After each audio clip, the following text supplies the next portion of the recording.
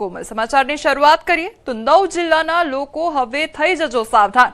9 જિલ્લામાં પૂર આવે તેવો વરસાદ વરસી શકે છે ત્યારે 12 ઓગસ્ટે 5 જિલ્લામાં મુશળધાર વરસાદની આગાહી કરવામાં આવી છે।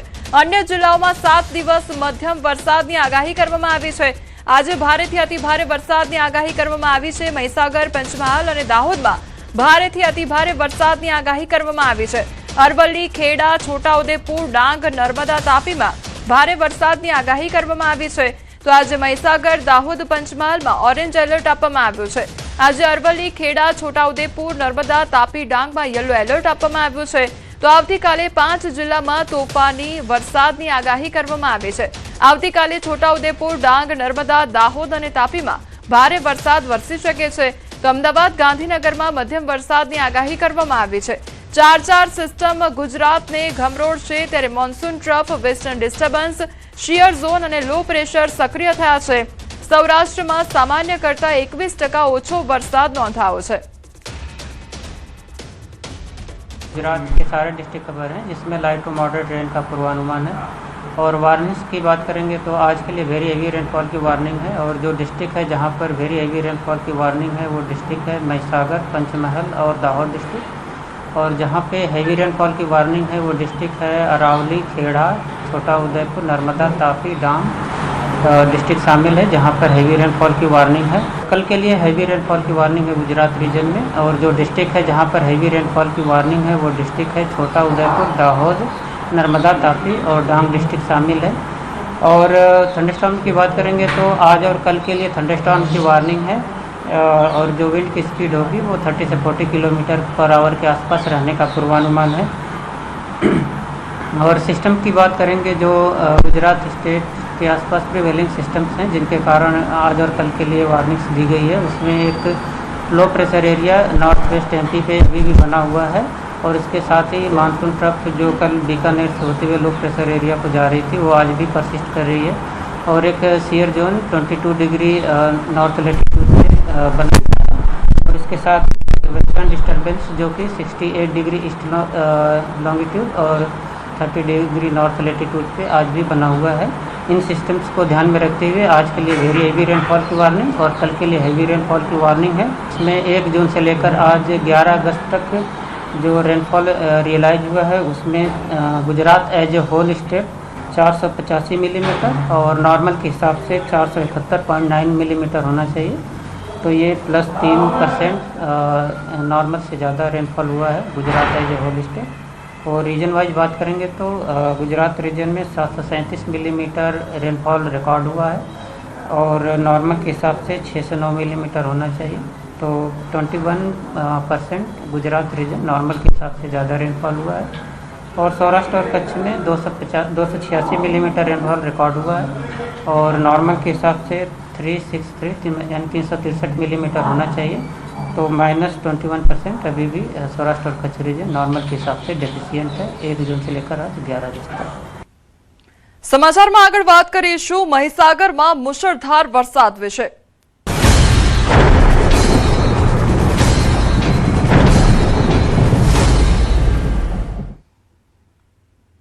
મહીસાગર જિલ્લામાં ભારે વરસાદને લઈ સુવા ગામ સંપર્ક વિહોણું થયું છે। સુવા ગામની આજુબાજુ 5 ફૂટથી પણ વધુ પાણી ભરાઈ ગયા છે। તો ગામમાં આયુર્વેદિક દવા લેવા આવેલા લોકો ફસાઈ ગયા છે। 100 થી પણ વધુ લોકો ફસાયા હોવાના અનુમાન લગાવવામાં આવી રહ્યું છે। તો જિલ્લા વહીવટી તંત્ર દ્વારા રેસ્ક્યુની કામગીરી હાથ ધરવામાં આવી છે। તો સતત અનરાધાર વરસાદ વરસવાને કારણે સુવા ગામ અત્યારે સંપર્ક વિહોણું થઈ ગયું છે કારણ કે ઠેર ઠેર પાણી ભરાઈ ગયા છે।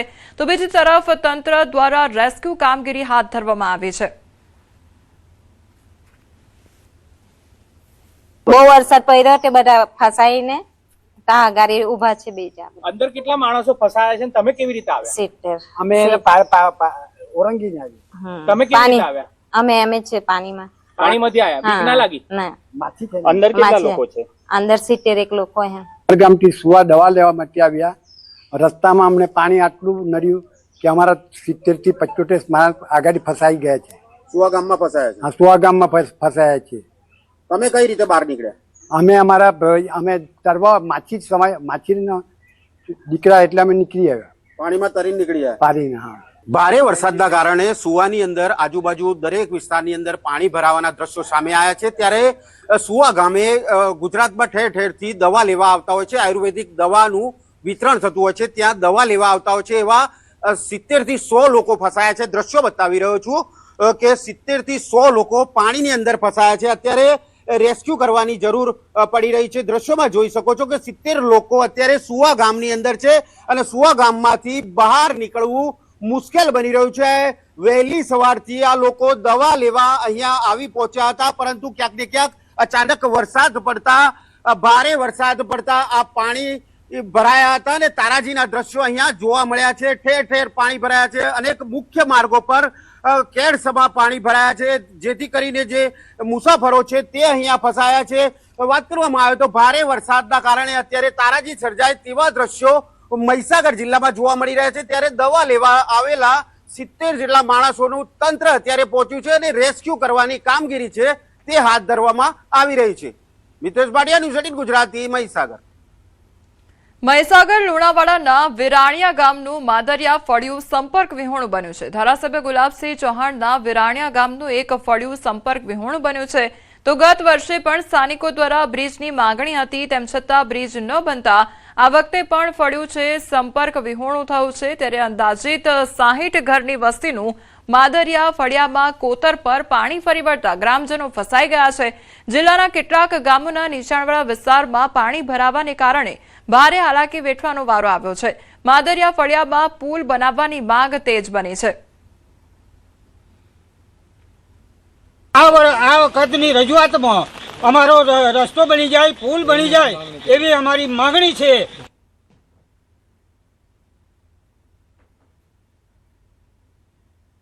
નવસારીના ખેરગામ તાલુકાના વડપાડા ગામે પાણીની લાઇનમાં ભંગાણ સર્જાયું હોવાની ઘટના સામે આવી છે। વડપાડા ગામના 4 રસ્તા પાસે દમણગંગા પાઇપલાઇનમાં ભંગાણ સર્જાયું તો પાણીની લાઇનમાં ભંગાણ થતા 70 ફૂટ જેટલા ઊંચા ફુવારા ઉડ્યા હતા। નજીકમાં આવેલ એક ઘરને પણ નુકસાન સર્જાયું છે। તો દમણગંગા પાણી યોજના શરૂ થાય તે પહેલા ટેસ્ટિંગ સમયે જ આ ભંગાણ સર્જાયું હોવાની ઘટના સામે આવી છે। તો આસપાસમાં જે ઘરો હતા તેને પણ નુકસાન સર્જાયું છે। સંવાદદાતા ભાવિન અમારી સાથે જોડાઈ ગયા છે। ભાવિન, પાણીની લાઇનમાં ભંગાણ સર્જાયું અને ઊંચા ફુવારા ઉડ્યા હતા, કયા પ્રકારની પરિસ્થિતિનું નિર્માણ થયું હતું?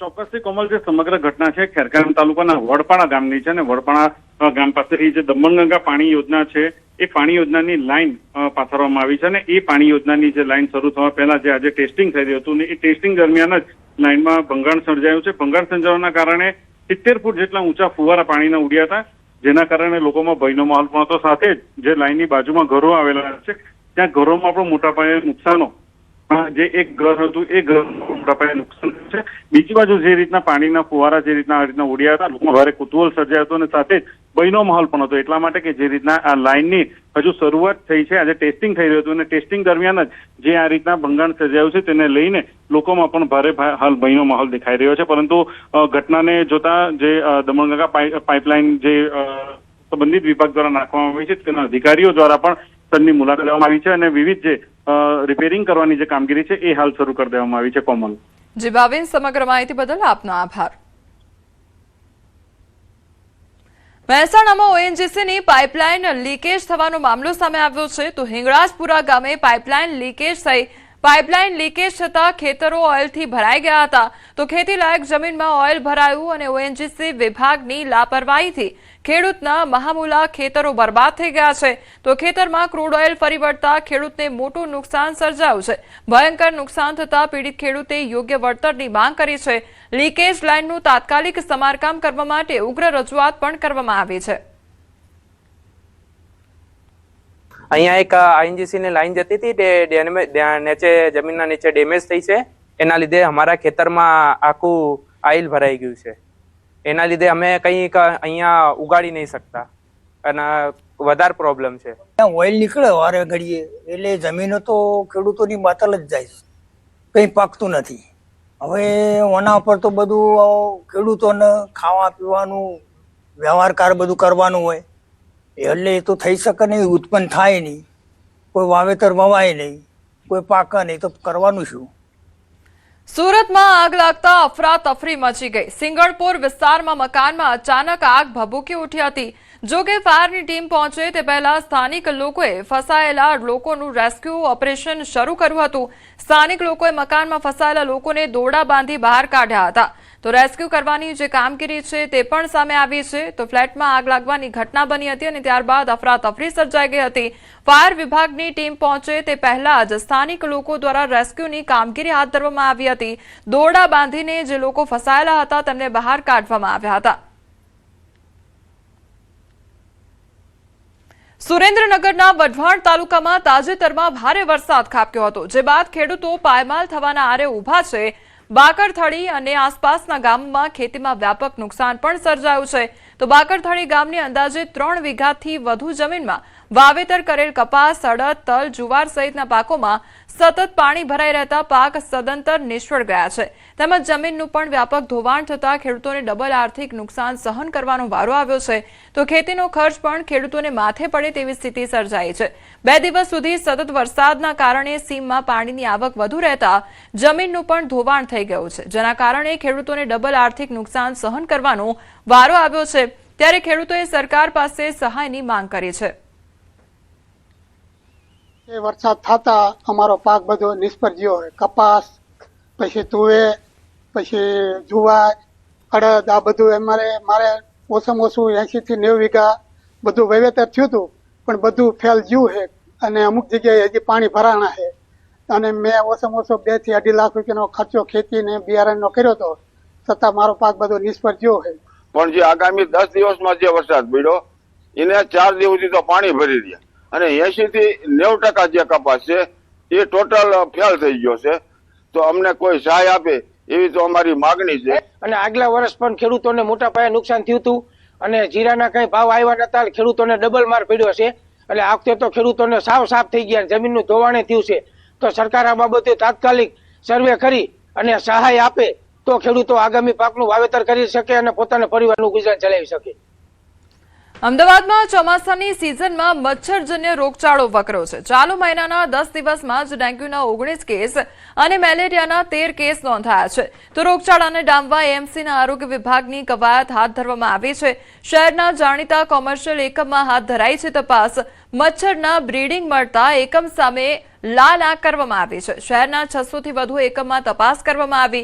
તો 150 થી વધુ કોમર્શિયલ એકમોમાંથી મળ્યા છે મચ્છરના બ્રીડિંગ અને મચ્છરના બ્રીડિંગ મળતા એકમો સામે દંડનીય કાર્યવાહી કરવામાં આવી છે.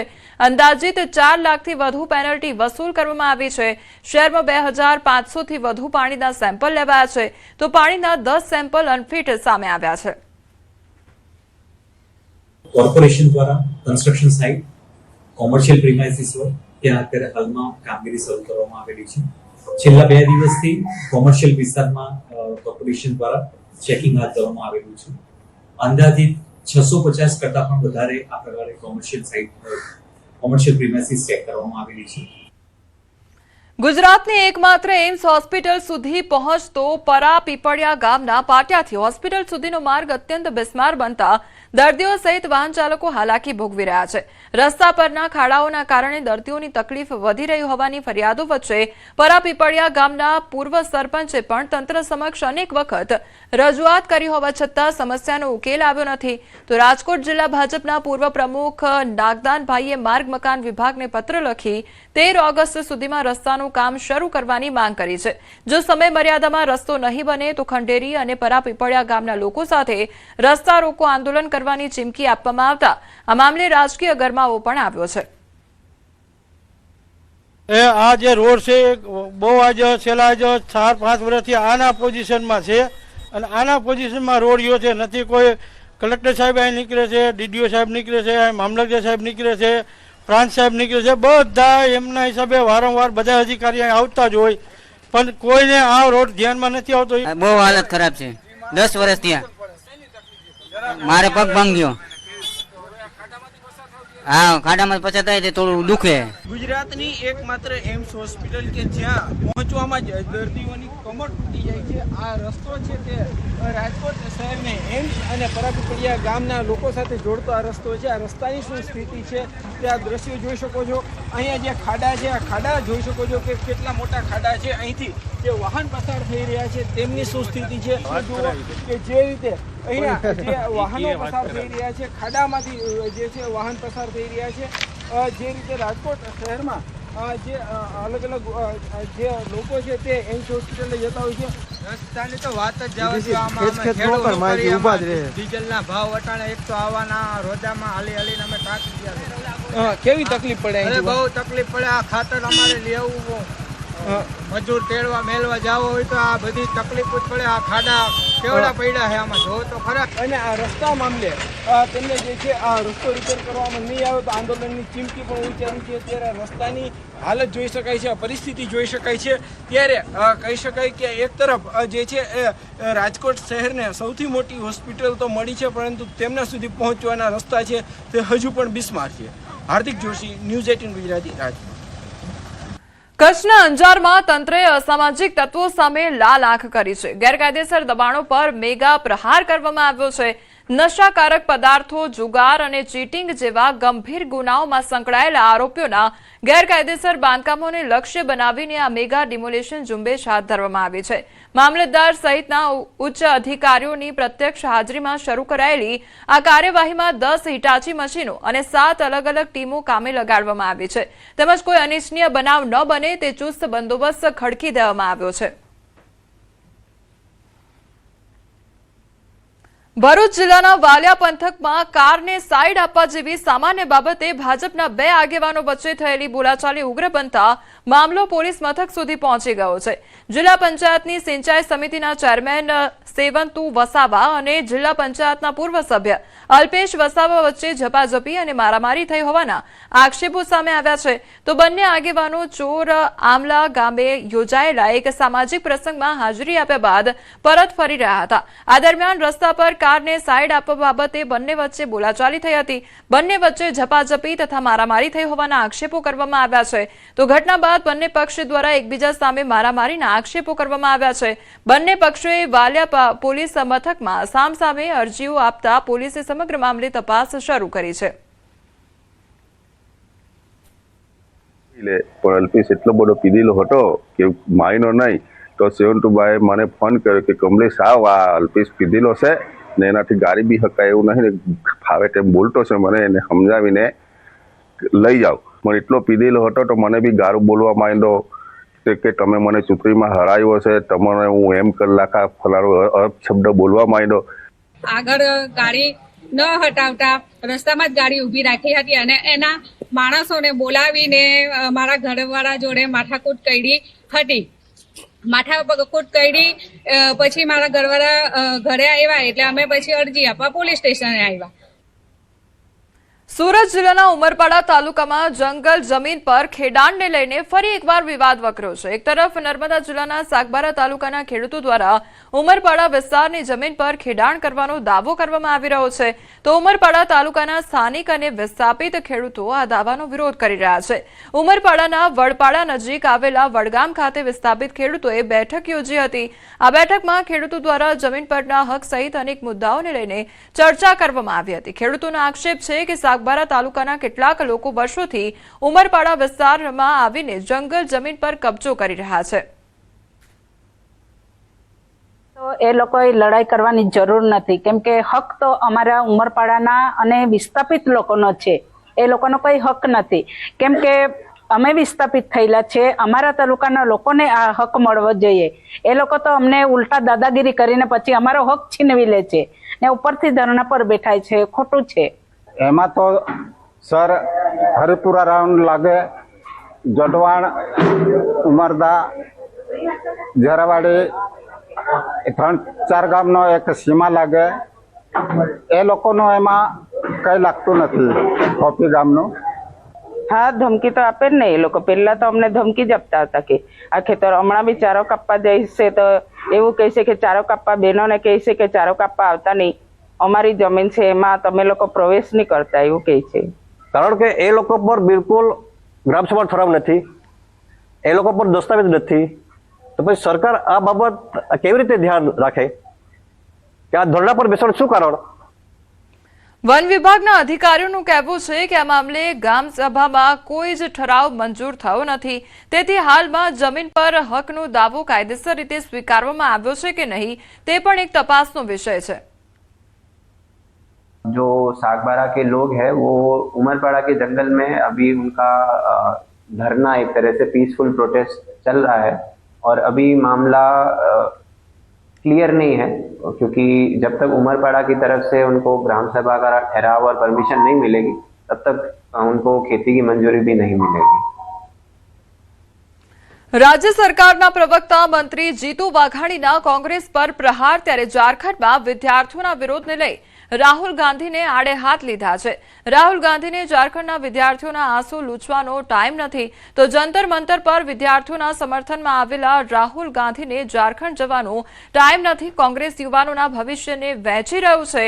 कांग्रेस पार्टी होबाळो करीने संसद पण नहीं चालवा दई रही तेवुं पण कहेवामां आव्युं छे।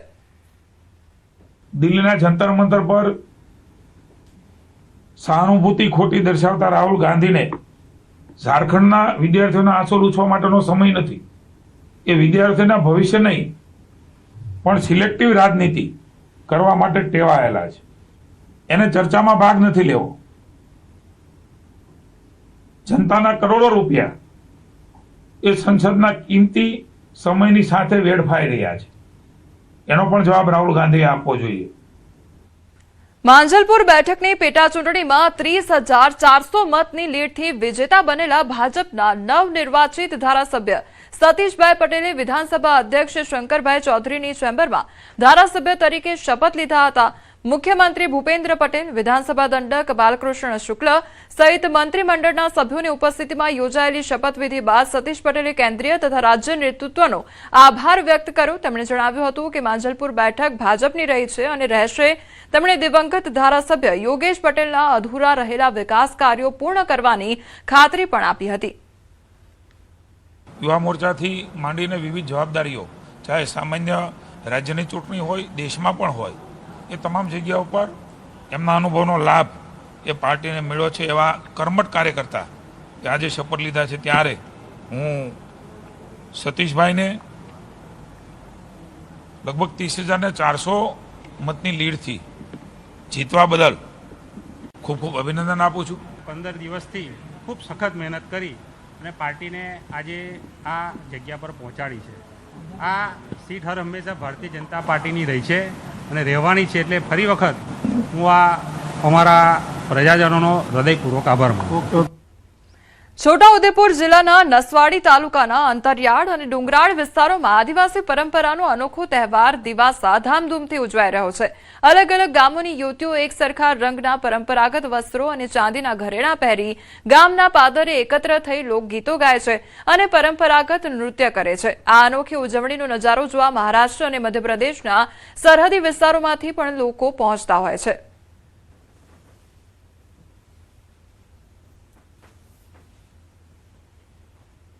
आ तहेवारनुं महत्व अमारा भील समाजनी अंदर खूब मोटुं छे અને લોકો આ તહેવારની ઉજવણી માટે 2-3 મહિનાથી એની તૈયારી કરે, એને ડ્રેસની તૈયારી કરે, એના ઘરેણા માટેની તૈયારી કરે અને લોકો એટલા ભાવથી આ તહેવારની ઉજવણી કરે છે। અમે 1-1.5 મહિના પહેલા આ દિવસની તૈયારી કરતા હોઈએ। 1.5 મહિના પહેલા તૈયારી કર્યા બાદ અમે ગામ લોકો તમામ લોકો આની તારીખ નક્કી કર્યા બાદ એના મોહડા બોલવાનો ટાઈમ હોય। મોહડા બોલ્યા બાદ 4 દિવસ પછી અમારા દિવાસાની શરૂઆત થાય। પહેલા દિવસે અમે ગાયણાનું પૂજન કરીએ, બીજા દિવસે ગામમાં લગભગ 7 દેવસ્થાન છે ત્યાં આગળ પૂજા વિધિ કરીએ। અમે આ કપડાની તૈયારી, આ એક સરખા ડ્રેસની તૈયારી 1 મહિના માટે 1.5 મહિના માટે કરતા આવીએ છીએ અને આખો ગામ એક સરખા કપડા લઈએ છે અને પહેરીએ છે અને જે પીવા વગાડે ને એ આંખની લોકો બી એક સરખા શર્ટ અને પેન્ટ બધા સીવડાવતા હોય, પીવા બી એક સરખા બનાવતા હોય। છોટાઉદેપુર જિલ્લો આદિવાસી બાહુલ્ય ધરાવતો જિલ્લો છે અને છોટાઉદેપુરની અંદર દિવાસાની જે ઉજવણી કરવામાં આવે છે આપણે તસવીર બતાવવા માંગીશું. આ નસવાડી તાલુકાના કુકરદા ગામ છે. આ ગામની અંદર અનોખી જ રીતે અહીંના આદિવાસી વિસ્તારના લોકો જે છે દિવાસાની ઉજવણી કરતા હોય છે. આપ જોઈ શકો છો કે જે વાંસ જે છે તેનાથી આ ગામના લોકો જે પીહો વગાડે છે અને એ પીહાના અવાજને બાદ આ ગામની જે મહિલાઓ જે છે અને દીકરીઓ જે છે તેઓને અંદાજની અંદર ભીલ સમાજની અંદર જે તેઓની ભાષાની અંદર જ ગીતો ગાતા હોય છે. એટલે આપ જે તસવીરમાં જોઈ શકો છો કે આ વિસ્તારની મોટી સંખ્યાની અંદર જે મહિલાઓ છે, ગામની દીકરીઓ જે છે તેઓ તમામ લોકો એક જ ડ્રેસની અંદર જોવા મળતા હોય છે. આમ તો આજે પરંપરા વર્ષો જૂની પરંપરા છે અને આ પરંપરાને જાળવી રાખવા માટે આ વિસ્તારના લોકોએ એને ખાસ જાળવી રાખી. આપ જે રીતે જોઈ શકો છો કે તમામ મહિલાઓ એક જ ડ્રેસની અંદર જોવા મળી રહી છે. આમ તો આદિવાસી વિસ્તારને જે આ કલ્ચર છે ઘણા વર્ષોથી છે. આ વિસ્તારના લોકોનું કહેવું છે પૂર્વજોથી આ દિવસ અને તહેવારની ઉજવણી આ વિસ્તારના લોકો કરતા આવ્યા છે. સૈદબ કદરી, ન્યૂઝ 18 ગુજરાતી, છોટાઉદેપુર. અમદાવાદ આગામી દિવસોમાં એશિયાની સૌથી મોટી જુનિયર બાસ્કેટબોલ સ્પર્ધાનું યજમાન બનવા જઈ રહ્યું છે. એશિયાના 16 દેશો વચ્ચે રમાનારી આ પ્રતિષ્ઠિત સ્પર્ધા ગુજરાત માટે અનેક રીતે ખાસ બની રહી છે, કારણ કે ભારતીય ટીમમાં 3 ગુજરાતીઓને મહત્વની જવાબદારી સોંપવામાં આવી છે. ભાવનગરના યુવા બાસ્કેટબોલ ખેલાડી રોનાલ્ડો હોપકિન્સ ભારતીય ટીમના અંતિમ 12 ખેલાડીઓમાં સ્થાન મેળવવામાં સફળ રહ્યા છે. તો સાઉથ એશિયન બાસ્કેટબોલ ચેમ્પિયનશિપમાં ભારતને જીત અપાવનાર રોનાલ્ડો હવે પોતાના હોમ ગ્રાઉન્ડ અમદાવાદમાં એશિયા કપ રમવા માટે તૈયાર છે. તો ભારતીય ટીમના આસિસ્ટન્ટ કોચ તરીકે ગુજરાતના નરેન્દ્ર દેસાઈ પણ ટીમ સાથે જોડાયા છે અને ભારતીય ટીમના ફિઝિયોથેરાપિસ્ટ તરીકેની જવાબદારી ડોક્ટર કૃણાલ ચુડાસમાને સોંપવામાં આવી છે. ખેલાડીઓની ફિટનેસ, ઇન્જરી પ્રિવેન્શન અને રિકવરીમાં તેમની ભૂમિકા મહત્વપૂર્ણ રહેશે. એટલે કહી શકાય કે ગુજરાતમાંથી ખેલાડીઓની સાથે કોચ અને સ્પોર્ટ્સ સાયન્સ નિષ્ણાતો પણ રાષ્ટ્રીય ટીમમાં સ્થાન મેળવી રહ્યા છે. અમે લોકો 13 ઓગસ્ટે ઇન્ડિયાને રિપ્રેઝેન્ટ કરશું, જેમાં અમે વિચાર્યું છે કે ઇન્ડિયા માટે સારી પોઝિશનમાં અમે લોકો આવીએ અને જેટલું સારું બનાવે એટલું સારી રીતના રમીએ અને એટલી સારી અહીંયા ફેસિલિટીઝ આપી છે, એટલું સારું જમવાનું છે. તમે એટલી સારી મહેનત કરો, તમે એટલું હાર્ડવર્ક કરો કે તમને ત્યાં આવા ચાન્સીસ મળે. અને ગુજરાતમાં આ ફર્સ્ટ વાર ટુર્નામેન્ટ થઈ રહી છે. એનું રીઝન એ જ છે કે ગુજરાતમાં અત્યારે વર્લ્ડ લેવલનું ઇન્ફ્રાસ્ટ્રક્ચર વીર સાવરકર સ્પોર્ટ્સ કોમ્પ્લેક્સ તૈયાર થઈ ગયું છે અને તેમાં ઘણી ઇન્ટરનેશનલ ટુર્નામેન્ટો થઈ છે. ગુજરાત સરકારે એક બહુ સારું ઇનિશિયેટિવ લીધું છે કે બધી જ એકેડેમી અને બધા જ સેન્ટરો ઉપર કોચિંગને તો પ્રાધાન્ય આપે જ છે, પણ સ્પોર્ટ્સ સાયન્સ સ્ટાફને બી પ્રાધાન્ય આપે છે. જેમ કે ફિઝિયોથેરાપિસ્ટ છે, મેશ્યોર છે, ન્યુટ્રિશનિસ્ટ છે, એસએનસી છે, સ્ટ્રેન્થ એન્ડ કન્ડિશનિંગ કોચ છે, સ્પોર્ટ્સ સાયકોલોજીસ્ટ, ઇવન સ્પોર્ટ્સ સાયકોલોજીસ્ટને બી રિક્રુટ કરવામાં આવે છે.